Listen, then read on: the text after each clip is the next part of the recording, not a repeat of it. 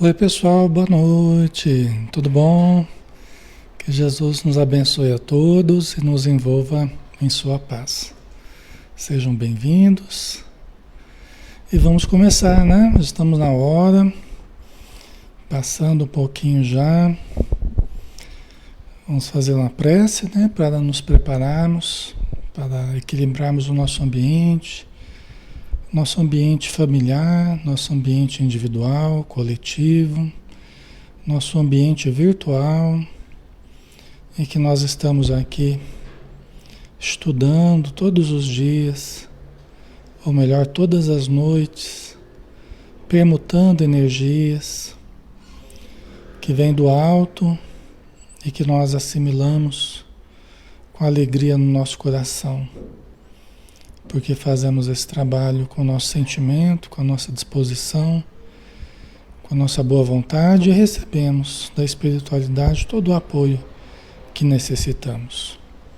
Pedimos em benefício de todos os nomes que estão sendo colocados na área de texto, também todos aqueles que estão nos nossos pensamentos, todos aqueles que estão, Senhor, sob as tuas vistas, mesmo que nós não saibamos, que não gostem de nós e que nós muitas vezes nem percebemos ou nem tomamos conhecimento, ou se tomamos, que possa a tua luz envolver a todas essas pessoas, que elas possam receber da tua radiância, envolvendo seus corações, suas mentes, clareando seu pensamento, levando lucidez para a sua alma, para que possa compreender a tudo e a tudo conseguir absorver com seu entendimento. Abençoa, Senhor, acima de todos os espíritos necessitados, aqueles que têm uma vinculação conosco e que se aproveitam das nossas fragilidades no presente, que eles sejam tratados, abençoados, amparados, e aqueles que se vinculam pelos vínculos do presente, pela sintonia natural, que nós possamos nos melhorar para desfazermos esses laços e ajudarmos a eles e a nós também. Muito obrigado por tudo, que a luz do teu amor permaneça conosco e que todos que adentrarem nesse ambiente virtual possam sentir a tua presença, Senhor. Que assim seja. Muito bem, boa noite a todos novamente. Alexandre Camargo falando aqui de Campina Grande, em nome da Sociedade Espírita Maria de Nazaré. Estamos na página Espiritismo Brasil Chico Xavier e estamos estudando todos os dias, né? Segunda-feira, o Livro dos Espíritos, às 20 horas. Terça-feira, os Mensageiros, às 20 horas. Quarta-feira, o Livro Céu Azul, às 9 horas da manhã. Quinta-feira, Momentos de Saúde e de Consciência, às 20 horas. Sexta-feira, Missionários da Luz, às 20 horas. E aqui nós estamos todos esses dias como um trabalho voluntário que a gente faz. Como um trabalho que a gente não ganha nada a não ser as boas energias, os bons pensamentos da espiritualidade que nos envolve. Não obstante, a gente tem o trabalho diário, que às vezes a gente trabalha até alguns minutinhos antes da gente entrar aqui para estudar.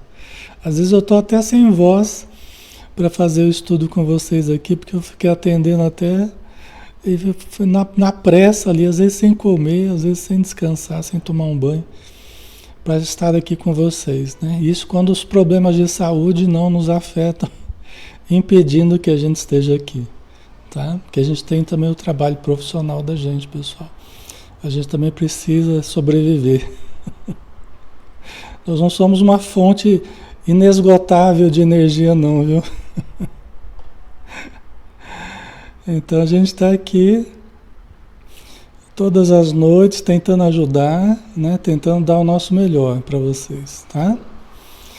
E hoje, como é sexta-feira, nós temos o livro Missionários da Luz no nosso 53º dia de estudo. É uma obra de Francisco Cândido Xavier, o médium, né? E o espírito André Luiz. Estamos no capítulo 11, intercessão. em que o Alexandre, o instrutor Alexandre e o André Luiz, né, eles foram procurados, né? O Alexandre foi procurado por duas senhoras, querendo saber do paradeiro do marido da Esther, que faleceu, que é o Raul. Ele faleceu, todos acham que é suicídio, mas a mulher achava que era assassinato. A esposa dele, a viúva, achava que era assassinato. E aí o Alexandre e o André Luiz ficaram de ver o que tinha ocorrido. Então eles foram até a casa da Esther para começar a investigação de lá.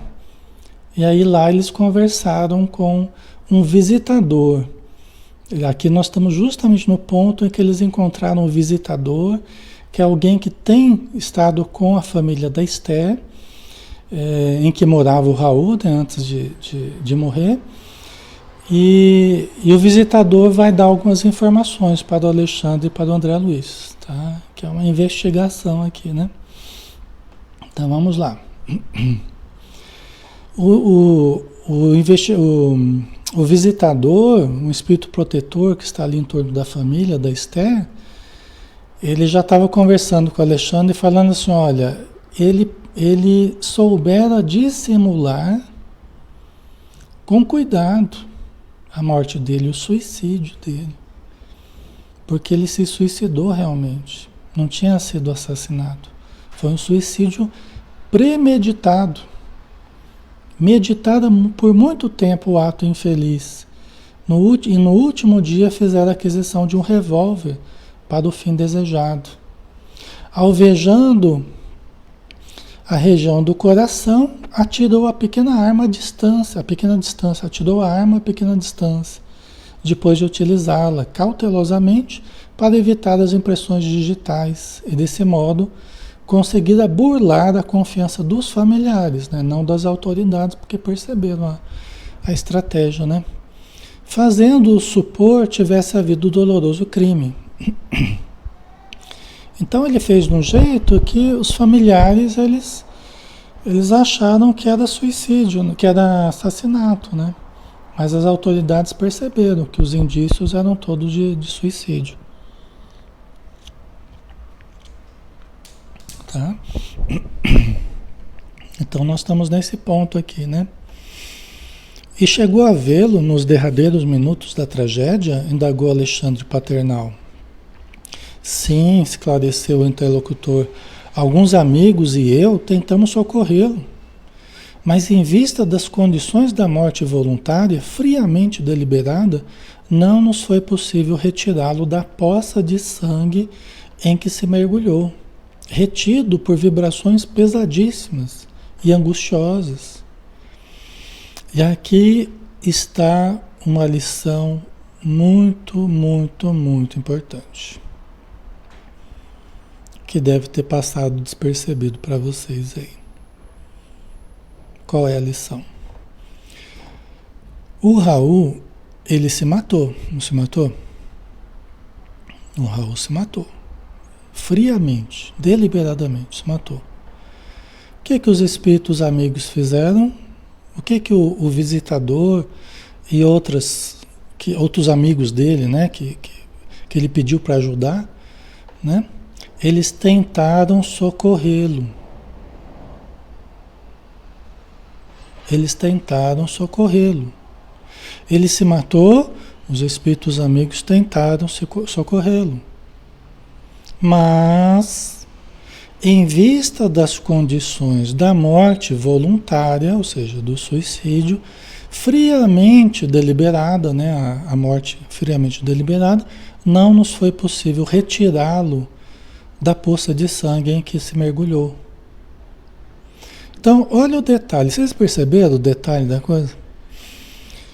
Isso aqui é uma coisa muito importante. Por quê? Porque muita gente acha que o simples fato de se configurar um suicídio, que não tem mais jeito. Não tem mais jeito, os espíritos não vão nem socorrer, não vão nem ajudar, porque tem que ficar tanto de anos lá, que é do tanto que a pessoa teria que viver ainda, teria que ficar gastando energia lá. Gente, não é exatamente assim que acontece. Aqui a gente tem uma evidência disso. Os espíritos sempre tentam ajudar. Sempre tentam e muitas vezes conseguem ajudar. Por quê? Porque tem um agravamento, tem uma coisa que agrava, tem algo que atenua. Depende do tipo de morte. Porque às vezes o que a gente acha que é suicídio, às vezes a pessoa estava tão perturbada que foi quase que um assassinato. Não foi exatamente um suicídio.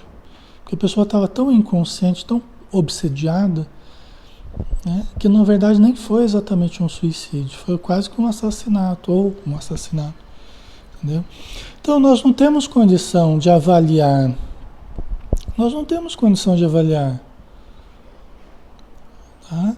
Por isso que nos cabe sempre tentar ajudar, nos cabe sempre tentar socorrer, vibrar nas reuniões mediúnicas, né? Quem possa socorrer, quem tem a condição, né, de orar pelas pessoas que sofrem nessa condição, deve sempre tentar ajudar, tá?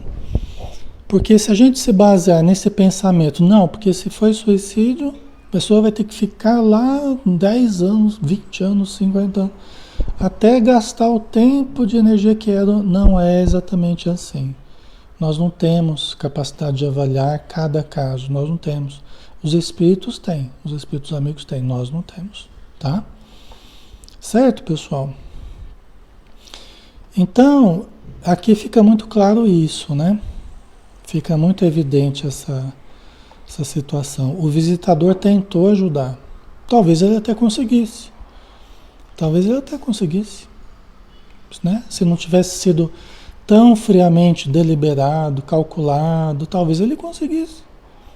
Seria uma bênção. Ah, Alexandre, mas como se ele se matou? Olha, não quer dizer que ele vai ter sequelas, ele vai ter sofrimentos íntimos, vai ter amarguras, vai ter, né, sensações específicas, tá? E o tempo que ele precisar para se reajustar. Mas não dá para a gente dizer que vai ser daquele jeito, né? Que a gente colocou na cabeça aí. Né? Não quer dizer que vai ser sempre assim, né? Tá? Nesse caso, eles tentaram ajudar, mas não conseguiram imediatamente. E aí, detalhe, não conseguiram imediatamente. Esse é justamente um caso que o Raul vai ser ajudado. É justamente um caso que um suicida, e olha só, num suicídio friamente deliberado, ele ainda vai ser ajudado pelo Alexandre, pelo André Luiz.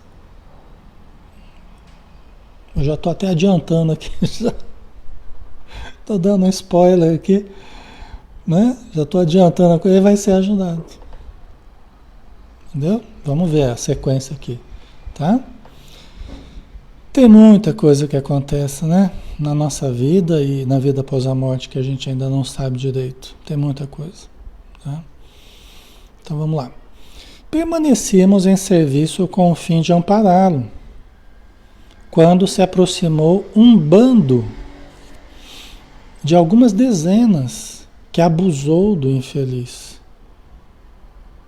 e deslocou facilmente em virtude da harmonia de forças perversas. Olha só, os espíritos amigos estavam lá trabalhando a fim de ampará-lo, eles estavam lá tentando amparar o Raul, né? Estavam tentando ajudar, tentando socorrer, quando se aproximou um bando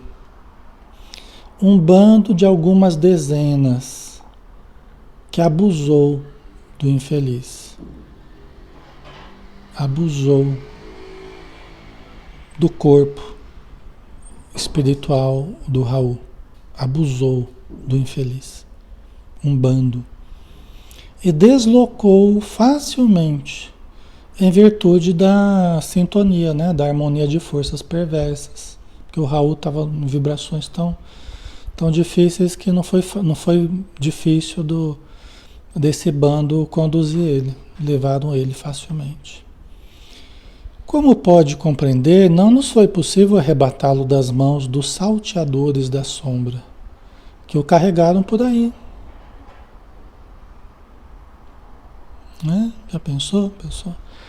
Né? Os espíritos amigos tentaram, mas não foi possível. Porque é como o ímã, né? O ferro e o ímã que grudam ali, não tem jeito. Entendeu? Por uma sintonia natural, por um magnetismo natural, né?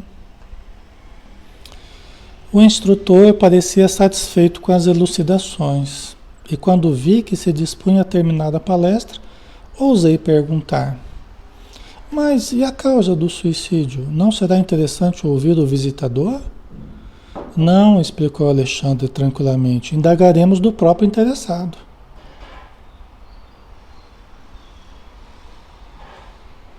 Não é?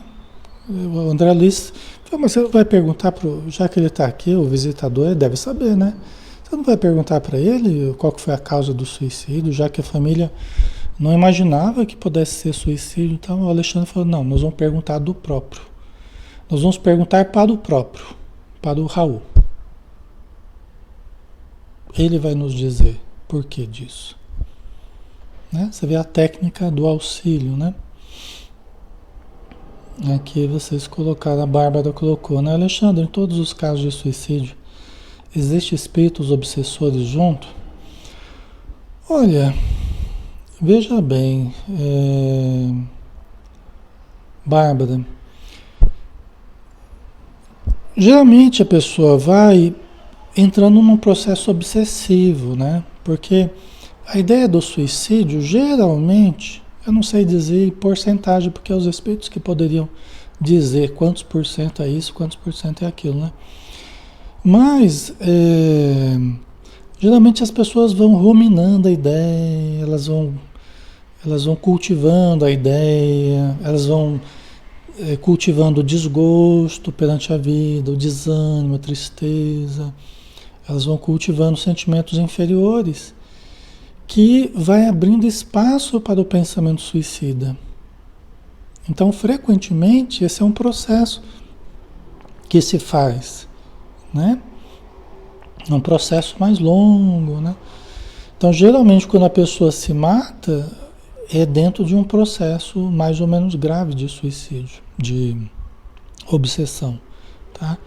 Tem casos que é assim, uma situação muito difícil aconteceu de uma hora para outra na vida da pessoa, e a pessoa tem um lampejo, ela tem uma vontade de se matar, de fugir da vida, porque foi um choque tão grande e que ela não esperava, e de repente ela pode ter um impulso de se matar de inopino. Pode acontecer. Tem até um caso desse em um dos livros da minha mãe, que é o livro Viver Sempre Vale a Pena, né, do Espírito Eduardo, que é todo sobre o suicídio, prevenção e tratamento, né? E teve um caso assim, o rapazinho, ele de uma hora para outra ele se matou e os espíritos ficaram. Não deu tempo nem de socorrer. Foi uma atitude assim, isso é muito difícil, essas atitudes impensadas, muito rápidas, impulsivas assim, isso é muito difícil.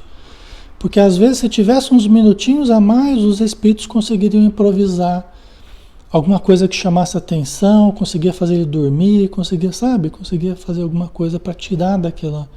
Mas às vezes quando é muito rápido não dá nem tempo, entendeu? Então tem vários tipos de situações, né? Tá, Bárbara?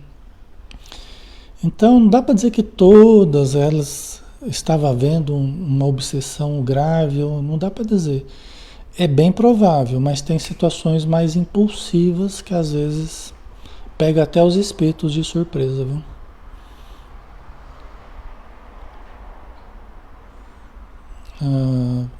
Conhecido que a esposa se separou, logo em seguida ele cometeu suicídio.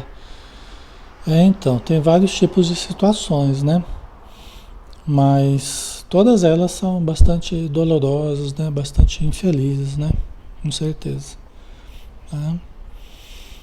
Então, eles vão ouvir do próprio Raul, né? Despedimos-nos. Determinada indagação, todavia, atormentava meu cérebro. Não contive por muitos instantes, dirigindo-me ao generoso orientador. Um bando? Mas o que significa? Interroguei. Né? O que significa um bando? Né? O André Luiz perguntando para o Alexandre. O Alexandre, que me parecia agora mais preocupado, esclareceu. O bando a que se refere o informante é a multidão de entidades delinquentes dedicadas à prática do mal. Né? Um bando, espiritualmente falando, é a multidão de entidades delinquentes dedicadas à prática do mal. E está assim, ó, no plano espiritual. Aqui na Terra tem muito também, né? Imagina lá no plano espiritual. Embora tenham influenciação limitada, em virtude das defesas numerosas que rodeiam os núcleos de nossos irmãos encarnados e as nossas próprias esferas de ação, levam a efeito muitas perturbações, concentrando os impulsos de suas forças coletivas. A Lucy lembrou do filme Ghost, né? Tem uma hora que os espíritos levam aquele que é mais... seria o vilão do filme, né? É verdade. Então vocês entendem aqui, ó, embora tenham influenciação limitada. Por que que esses bandos têm influenciação limitada? Porque eles não podem tudo. Existem limites, graças a Deus, limites à ação deles. Eles não podem tudo diante do bem. Eles podem atrapalhar bastante, eles podem criar embaraços, eles podem criar tropeços, dificuldades, mas eles não podem tudo. Porque o bem estabelece defesas claras. A luz estabelece defesas claras. Certo? Então o mal, ele não tem acesso a certos ambientes, a certas pessoas, absolutamente, porque o bem, a luz, estabelece defesas magnéticas que eles não podem atravessar. Tá? A primeira grande defesa é o nosso próprio ambiente psíquico, o nosso próprio campo vital. É a nossa primeira defesa.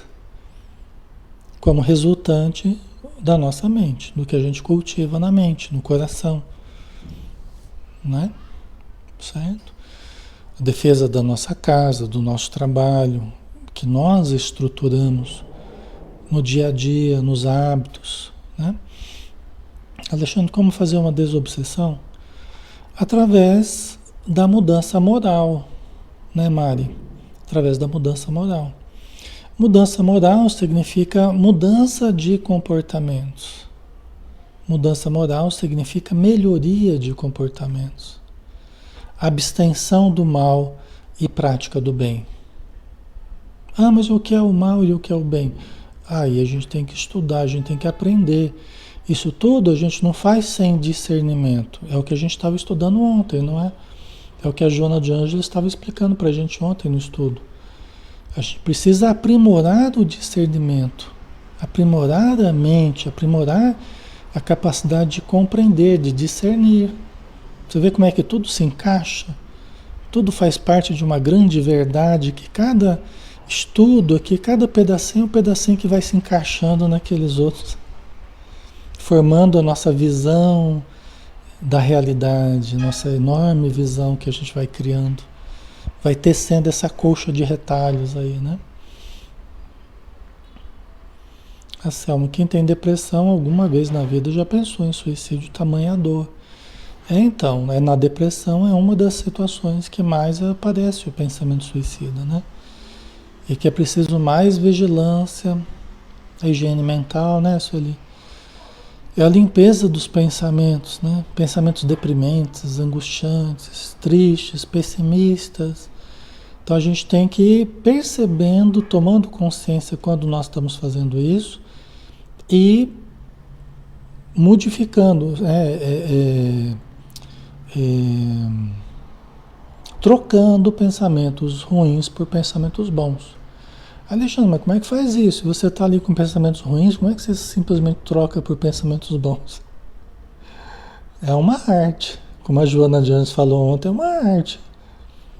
A arte de pensar, a arte de discernir, né? É uma arte.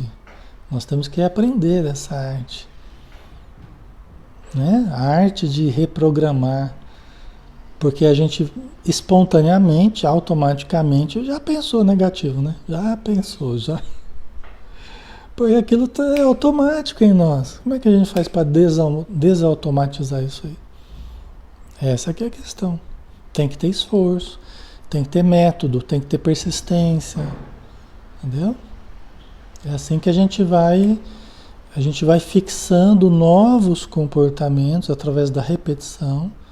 A gente vai elegendo os comportamentos que a gente quer e a gente vai reprogramando esses comportamentos novos, né? Certo?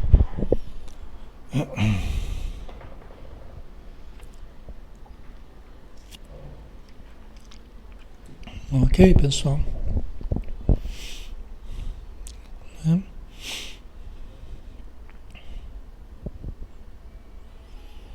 Então, eles têm uma influência limitada, né? Graças a Deus, aos bons espíritos, graças às leis universais aí, né? É, e também dos núcleos de ação das pessoas boas, dos espíritos bons, os núcleos de luz, uma casa espírita, os templos, né? Iluminados pela crença legítima, pelo amor ao próximo, tudo isso estabelece limites, não absolutos, mas estabelece limites, né? A gente acaba sendo menos influenciado, porque é difícil a gente manter também o padrão elevado 24 horas por dia. A gente tem oscilações, eles pegam a gente nas baixas, né? É isso que a gente precisa tomar cuidado.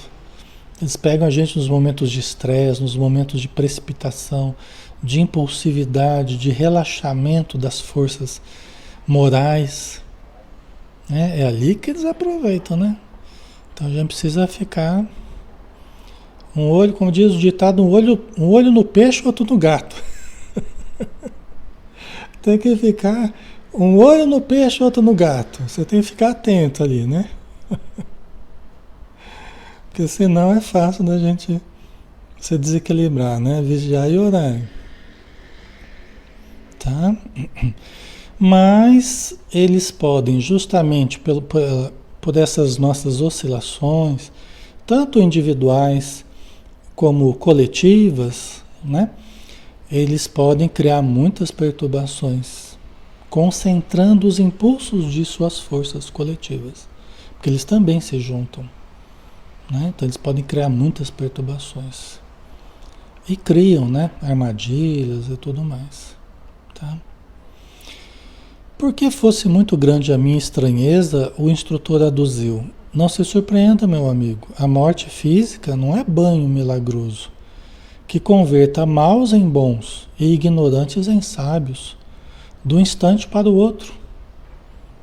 É o que a gente tem sempre falado, né? A morte não é um banho milagroso. Não é porque a gente morre que a gente vira santo. Não é porque a gente morre que a gente vai para as altas esferas ou vai vir a luz, o anjinho no céu. Não. A vida após a morte, para nós, será a continuidade do que a gente tem feito em vida. A morte, na verdade, ela continua aquilo que nós começamos aqui, até que a gente resolva mudar, se for um caminho ruim, né? Ana Espina, oscilação na visão espírita, o que significa oscilação? É a alternância de vibrações, né? Tudo é onda, né? São altos e baixos aí, fluxo, refluxo, né? Então a gente fica alternando e a gente tem uma média, né? Nosso padrão vibratório, nossa média de vibração, né? Mas a gente alterna muito aí nessas. Ai, ai. E os espíritos ficam lá com os aparelhos, ficam com o notebook lá, os obsessores olhando o gráfico lá para ver como é que tá a onda lá. Uma vez uma parente minha, espírita também, ela sonhou que ela tinha ido para um lugar que tinha mostrado para ela, como se fosse uma sala de comando lá. Isso ó, faz décadas, viu? Tinham vários espíritos sentados na frente de aparelhos olhando ondas lá. E o espírito falava para ela assim, ó, tá vendo? Eles estão observando a hora que a pessoa entra numa baixa vibração. Eles estavam conversando até, falavam, vamos esperar a hora que ele descer a energia naquele padrão, né, que a gente quer lá, a gente ataca. Né? Entendeu? O negócio é complicado. A tecnologia lá é muito mais avançada do que aqui. Aqui é uma pálida ideia. Tanto no umbral quanto nas regiões superiores. Né? Regiões superiores nem se fala, né? Mas no umbral também é mais tecnológico do que aqui. É. A gente que se cuide. Andar na linha, né? A gente que tem que andar na linha. Vai melhorar, Márcia Regina, vai melhorar. Vamos firme aí. Fica firme, vamos em frente, vai orando, né? Vai orando, vai confiando, vai estudando com a gente, você vai melhorar, tá? Vai melhorar. Um dia após o outro, as coisas vão passando. Tá? Então esses bandos é devido ao desencarne de bandos aqui também, de espíritos que estão em condição bem difícil aqui na Terra, que vão se juntando no plano espiritual também, né? Aí o Alexandre continua, né? Há desencarnados que se apegam aos ambientes domésticos, a maneira da era às paredes. A gente já falou isso também, né? Há desencarnados que se apegam aos ambientes domésticos. É aquilo que a gente tem falado, né? Ficam lá grudados no ambiente doméstico. Daqui eu não saio, daqui ninguém me tira. Como se fosse uma era, uma planta daquelas que vai grudando no muro, que fica difícil tirar também, né? Tá? Outros, contudo, e em vultoso número, revoltam-se nos círculos da ignorância que lhes é própria e constituem as chamadas legiões das trevas, que afrontaram o próprio Jesus por intermédio de obsediados diversos. Quer dizer, isso aqui, ó, desde muito tempo. Desde muito tempo que essas legiões existem. Antes da Terra, né? Já vieram várias legiões de outros planetas aí e daqui também, né? Há milênios e milênios. Jesus, o tempo todo, ele enfrentou essas legiões. Como é que é o teu nome, meu irmão? Meu nome é Legião porque somos muitos. O Espírito respondeu para ele. É aquele que era jogado na água, jogado na terra, no chão, né? Jogado no fogo. Os Espíritos faziam o que queriam com o obsediado de Gadara, o obsediado gadareno, da região de Gadara, né? E aí Jesus foi conversar com ele. Como é que é o teu nome? Meu nome é Legião, porque somos muitos. Que queres conosco, Jesus Nazareno? Vieste atormentar-nos? Vieste atormentar-nos antes da hora?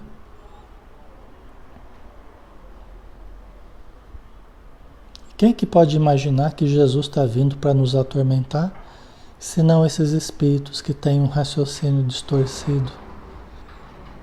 Esses irmãos sofredores que distorceram o modo de enxergar a vida, né? E as pessoas e o próprio Jesus, achando que Jesus tinha vindo para atormentar. Jesus veio para nos ajudar, não é? Mas veja há quanto tempo, né? Emmanuel diz que Jesus viveu a vida inteira, material aqui, né? Uma luta constante contra obsediados, obsessores e obsessões. Não contra, né? Mas tendo que lidar com obsediados, obsessores e obsessões. Desde bebezinho até a cruz. E depois da cruz, obviamente, né? Tá? Certo? Organizam-se diabolicamente, formam cooperativas criminosas e ai daqueles que se transformam em seus companheiros. Pessoal, pior do que enfrentarmos as trevas é fazermos parte das trevas. Por isso que quando os discípulos chegaram todos empolgados para Jesus, quando os discípulos chegaram super empolgados, porque eles estavam curando em nome de Jesus, porque os espíritos se submetiam a eles, porque, né, tanta coisa interessante estava acontecendo em nome de Jesus, porque Jesus tinha concedido esse poder a eles, essa condição, essa fé, essa força, essa autoridade. Aí Jesus, quando eles vieram entusiasmados, né? Aí Jesus falou assim, olha, pois não fiqueis impressionados, porque os espíritos se vos submetem. Antes fiqueis felizes por terdes os vossos nomes no céu, inscritos no céu.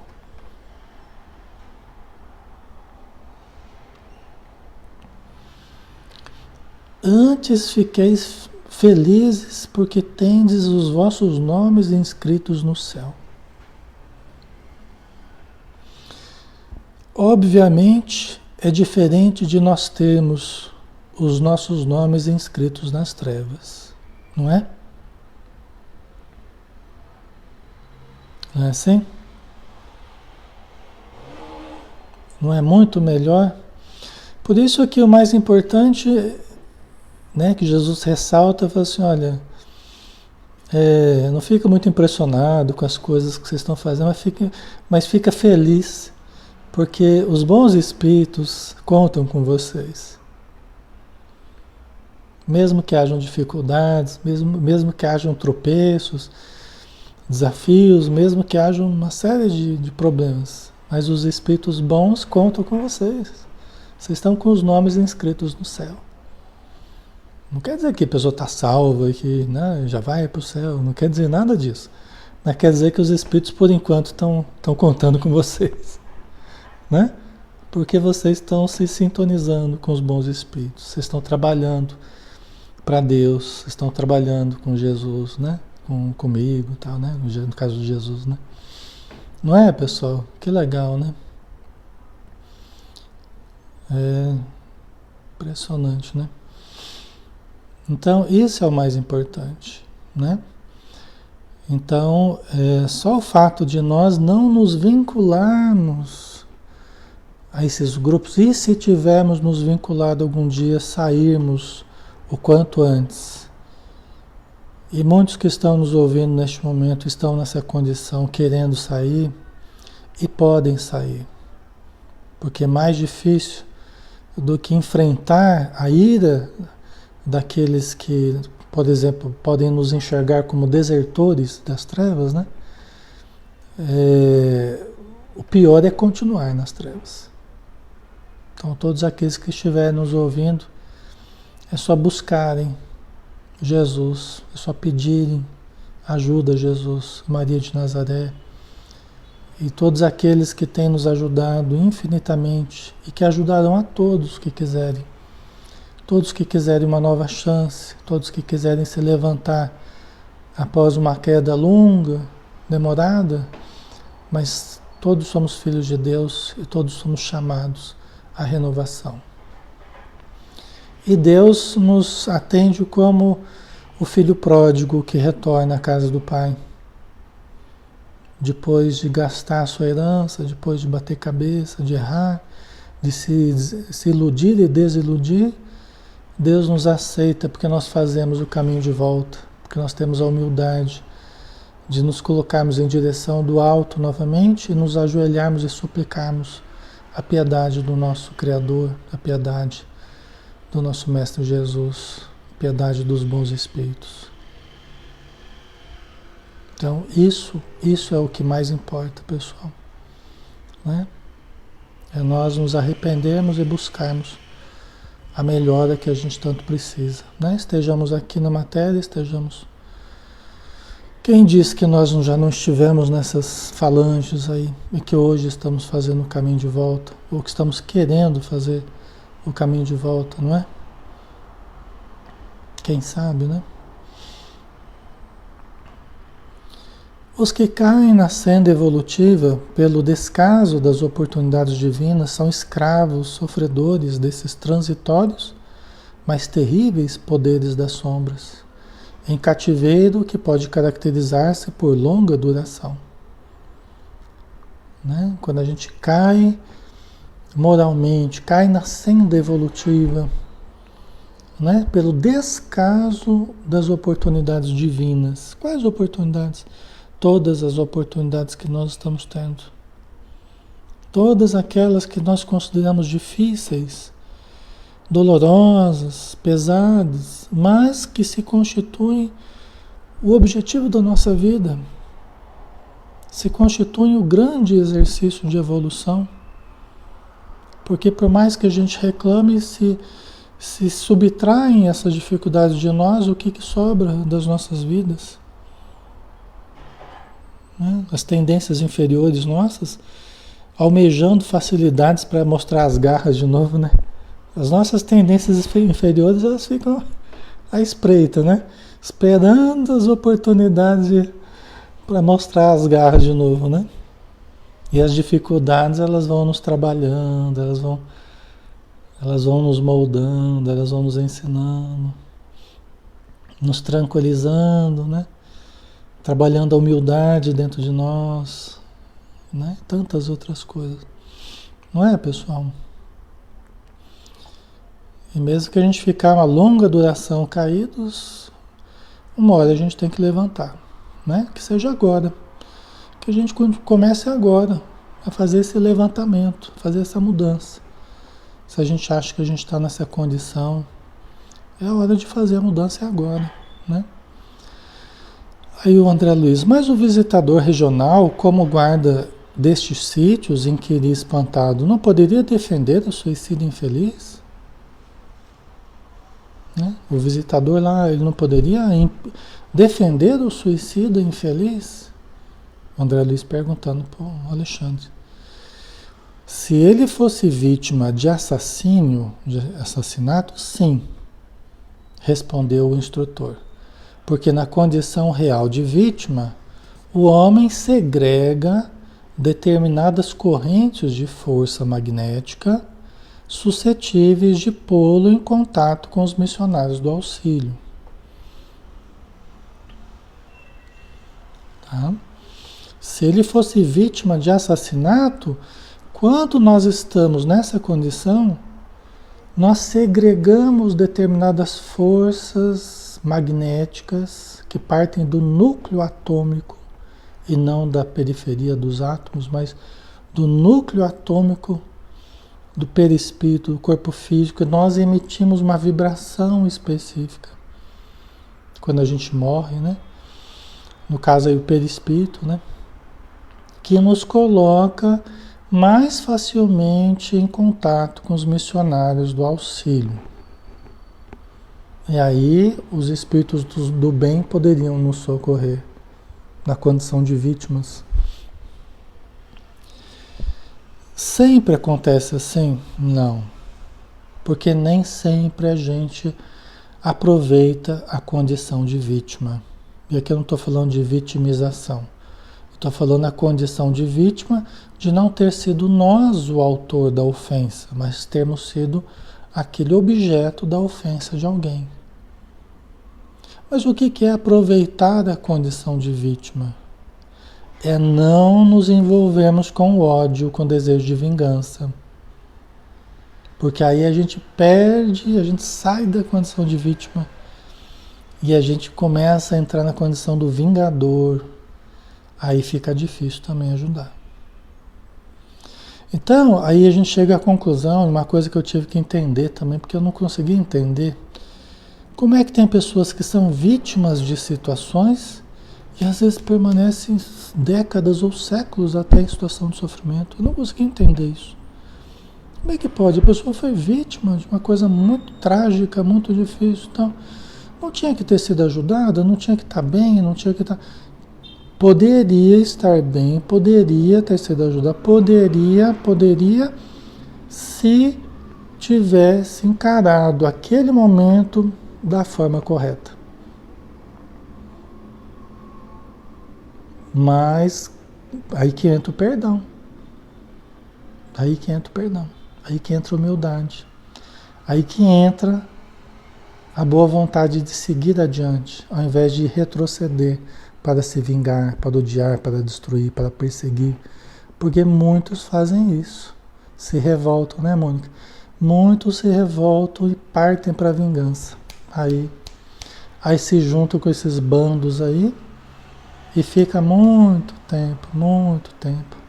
Quantas vezes a gente conversa com pessoas que estão nessa condição, pessoal? A maioria dos casos de obsessão que a gente vê é isso. A pessoa sofreu. Quando você vai ver, teve grande sofrimento na vida da pessoa. Passou por coisas terríveis. Tem muita dor por detrás daquela revolta. Só que também faltou compreensão, faltou perdão, faltou humildade, faltou seguir adiante. Você vê que a gente pode ficar retido. A condição de vítima não nos confere a condição de santidade.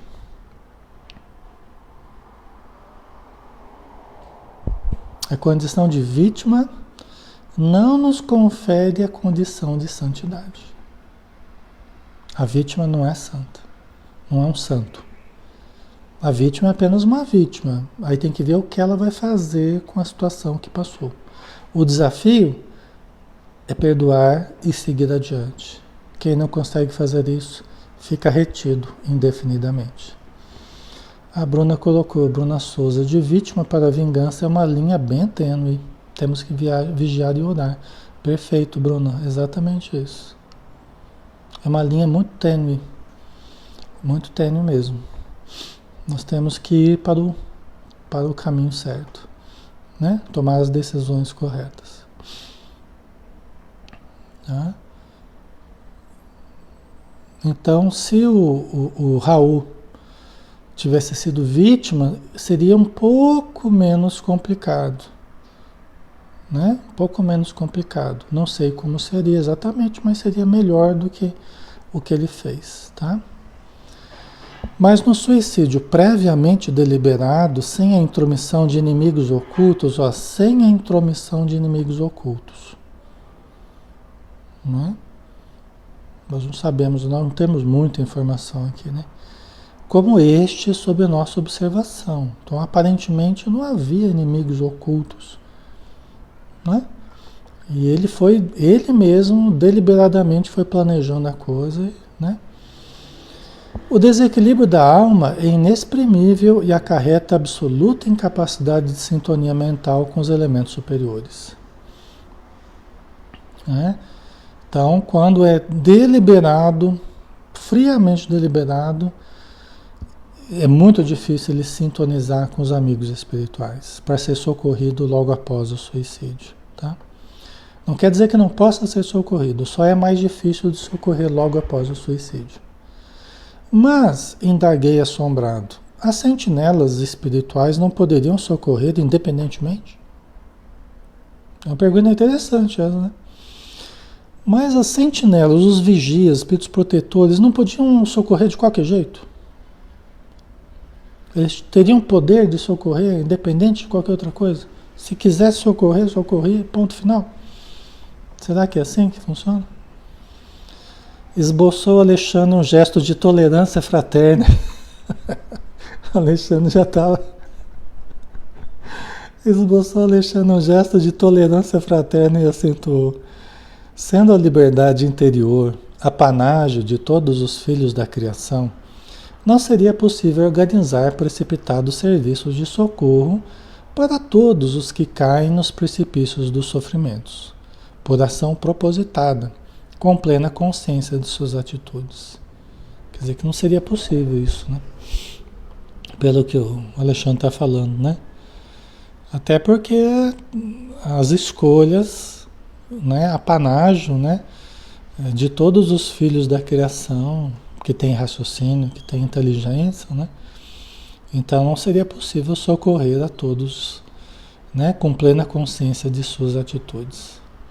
Em tais casos, a dor funciona como medida de auxílio nas corrigendas indispensáveis. né? Então a dor, ela é remédio, ela faz parte do tratamento. Nessas situações aqui, a dor, ela é uma consequência importante, dizendo para a pessoa que ela errou, fazendo ela perceber que não está tudo bem, não está tudo certo, você menosprezando a vida, se ausentando da vida deliberadamente, a vida sendo um verdadeiro presente de Deus para todos nós, uma concessão para todos nós.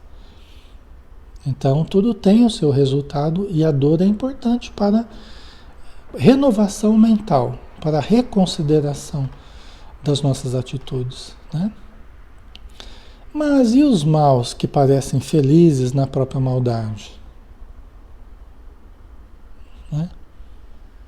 E as pessoas que ainda nem perceberam o erro, estão felizes fazendo mal, né? Não perceberam ainda a importância, a extensão do erro que estão cometendo, né?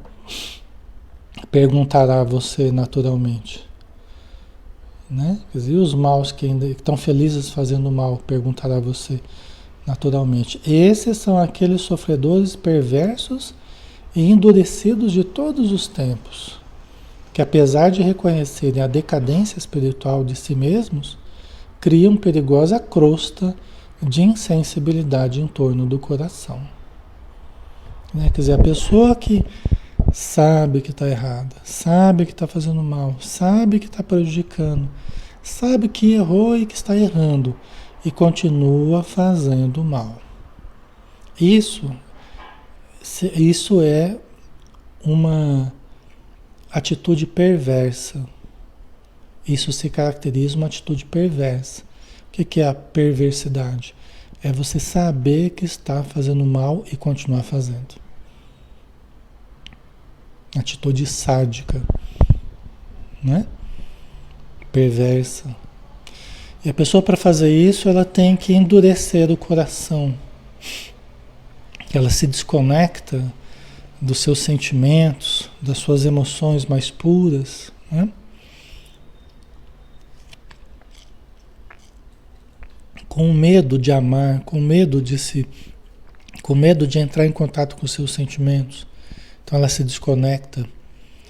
Só que ela causa mais problemas do que resolve. A melhor forma da gente superar o sofrimento é enfrentando. A melhor forma da gente superar sentimentos, emoções é enfrentando esses sentimentos e essas emoções. A gente gasta muito mais energia endurecendo o coração, nos desconectando e praticando o mal, porque depois nós vamos ter que fazer o caminho inverso. E quanto mais nós adentrarmos nesse caminho, mais longo será o percurso de retorno. Certo? Ok? Quanto mais paredes nós levantarmos, mais nós demoraremos para derrubar todas elas em torno do nosso coração, em torno da nossa vida, em torno dos nossos relacionamentos, né? Certo, pessoal? Nós já estamos...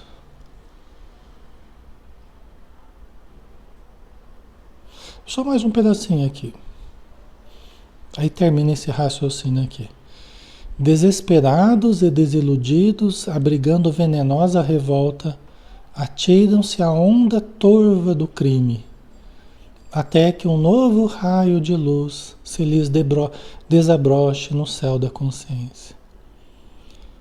Eles criam raciocínios distorcidos, criam organizações do mal, criam escolas da obsessão, tudo para justificar o não ter perdoado, né? Tudo para justificar não ter lidado bem com o sofrimento que teve. Poderia ser tão mais fácil.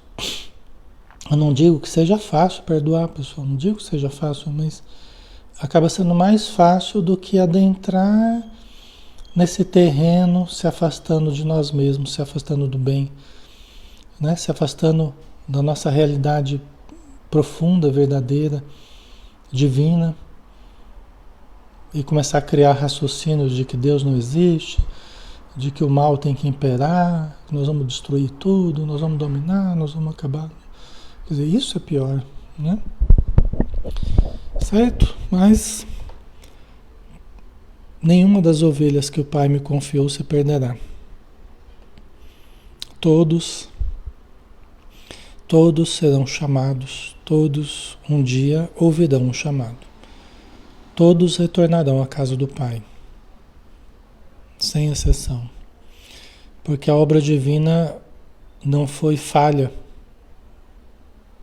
A obra divina não foi falha. E a presença divina dentro de nós, mais cedo ou mais tarde, acaba nos chamando.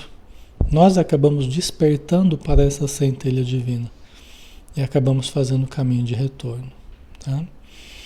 Vamos finalizar, pessoal. Vamos então terminar por hoje aqui, né? Fazendo a nossa prece, aproveitando dessas vibrações cariciosas. Estamos em 236 pessoas queridas, amorosas, que estão aqui nos envolvendo com as suas vibrações, nos dando a honra da sua presença, do seu carinho, da sua amizade, e somos muito gratos por isso, tá?